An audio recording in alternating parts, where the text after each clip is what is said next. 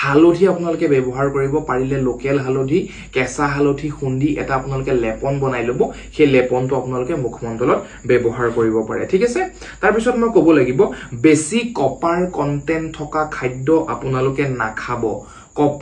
copper আপোনালোকে ক'ত পাব বাদামত পাব বাদাম বেছিকৈ নাখাব আলুত পাব আলু আপোনালোকে বহুত বেছিকৈ নাখাব মাংস বহুত বেছিকৈ নাখাব এইবিলাকত কপাৰ কন্টেন্টটো বেছিকৈ থাকে আৰু যেটো আপোনালোকৰ মেলাষ্মা নামৰ বেমাৰ বিধৰ কাৰণে বেয়া কিন্তু ঠিক আছে তো হাই গ্লাইসেমিক ইনডেক্স থকা খাদ্য আপোনালোকে নাখাব হাই গ্লাইসেমিক ইনডেক্স বিশেষকৈ আপোনালোকে ক'ত পাব কাৰ্বোহাইড্ৰেটছত পাব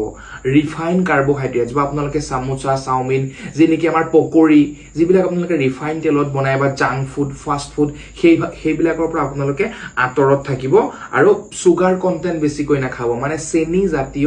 চেনি একেবাৰে কমাই খাব বিশেষকৈ bottle juice Pepsi Mirinda Coca কোলা এইবিলাকত চেনিৰ পৰিমাণ প্ৰচুৰ পৰিমাণে থাকে চেষ্টা কৰিব আপোনালোকে এইখিনি বস্তুৰ পৰা অকনমান দূৰত থাকিবৰ কাৰণে ঠিক আছে